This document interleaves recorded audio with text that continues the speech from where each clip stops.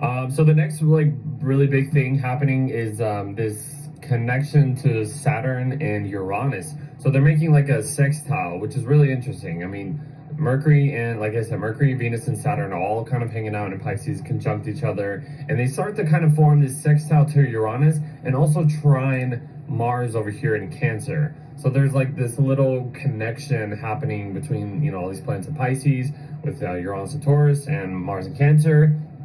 And they're all working in good favor with each other. They're all kind of complementing each other, trying to bring some emotional connections. Having Uranus in Taurus is trying to at least bring that, you know, somewhat of a stable in kind of way. I mean, it isn't, Uranus in Taurus is not the best, you know, energy. It's not, it brings a lot of instability, shaking up the normal, like it's a kind of like an earthquake.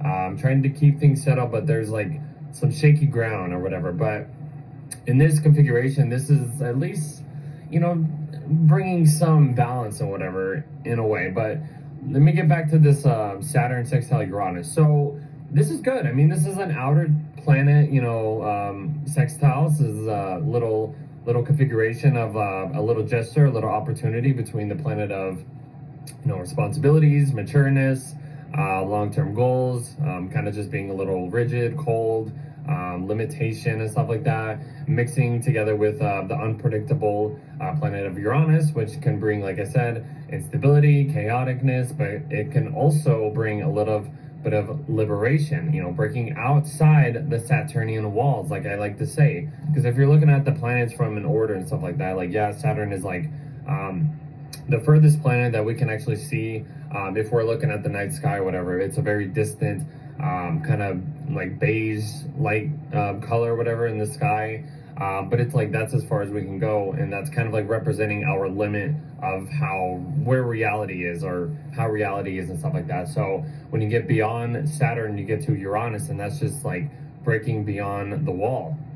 So like a few years ago when we had Saturn and Aquarius squaring Uranus and Taurus, that was, you know, kind of like after the lockdowns happened, everything was kind of like, you know, everybody was trying to rebel against the authority. There was a lot of protests and stuff like that happening, and it was just chaotic.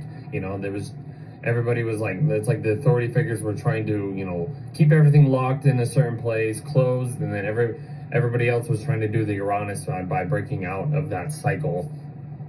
Kind of like think back of what was going on and like that, because this is like a little bit of a closing ending of a cycle. This is the last like full aspect that Uranus and Saturn are going to be making before Saturn comes all the way and connects with Uranus at the end of like Gemini and Cancer, and that's going to be in like 2031 or 2032, which is going to be a huge deal in history. But that's like in the future right there. But just think about that.